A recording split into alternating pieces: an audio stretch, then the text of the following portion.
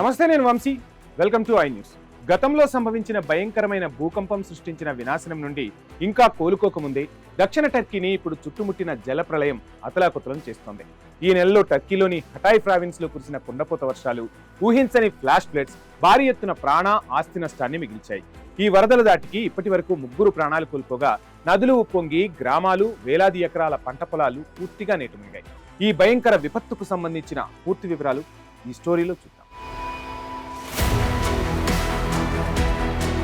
ప్రకృతి టర్కీ దేశాన్ని వరుస విపత్తులతో వణికిస్తోంది. 2023 నాటి రికార్డు స్థాయి భూకంపం వల్ల ఏకంగా 53,000 మందికి పైగా ప్రాణాలు కోల్పోయిన హటాయ్ రీజియన్ లో ప్రజలు ఇంకా ఆ చేదు జ్ఞాపకాల నుండి బయటపడకముందే ఈ సరికొత్త వరద ముప్పు వచ్చి పడింది.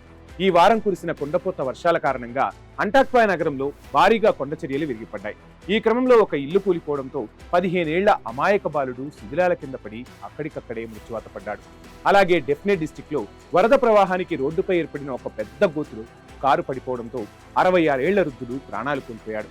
ఇక సమధాంగ్ ప్రాంతంలో వరద నీటి ఉధృతికి ఒక వ్యక్తి సజీవంగా కొట్టుకుపోవడంతో ఈ విపత్తులో ఇప్పటి వరకు మొత్తం 3 చనిపోయినట్లు అధికారులు కన్ఫర్మ్ చేశారు. ఈ జల ప్రళయం దాటికి అక్కడ ప్రసిద్ధ ఆసీ నది, దీనిని ఒరెంటెస్ నది అని కూడా పిలుస్తారు, అది తన గట్లను తెంచుకుని ఉగ్రరూపంతో ప్రవహిస్తోంది. నదీ జలాలు ఒక్కసారిగా పరివాహక ప్రాంతాల్లోకి దూసుకురావడంతో వందలాది గ్రామాలు, రోడ్లు, వంతెనలు కంప్లీట్ గా నీటిలోనే మునిగిపోయాయి. ముఖ్యంగా రైతులు ఎంతో ఆశగా సాగు చేసుకున్న వేలాది ఎకరాల వ్యవసాయ భూములు వరద దాటికి పూర్తిగా తుడిచిపెట్టుకుపోయాయి. దాంతో ఈ ప్రాంతంలో మానవతా సంక్షోభం మరింత దారుణంగా తయారైంది. ప్రస్తుతం టర్కీ ఎమర్జెన్సీ రెస్క్యూ టీమ్స్ రంగంలోకి దిగి యుద్ధ ప్రాతిపదికన సహాయక చర్యలను కంటిన్యూ చేస్తున్నాయి. ఇళ్ల పైకప్పులపై వరదల్లో చిక్కుకుపోయిన బాధితులను కాపాడటానికి ప్రత్యేక బోట్లను వాడుతూ సురక్షిత ప్రాంతాలకు తరలిస్తున్నారు. మరోవైపు లోకల్ ప్రజలు తమ ఇళ్లను, ఆస్తులను కాపాడుకోవడానికి ఇసుక బస్తాలు, కట్టెలతో సొంతంగా తాత్కాలిక అడ్డుగోడలను నిర్మించుకుంటున్నారు. ఈ బీభత్సం ఇలాగే కొనసాగేలా ఉండటంతో టర్కీ అంతర్గత వ్యవహారాల మంత్రిత్వ శాఖ అప్రమత్తమైంది.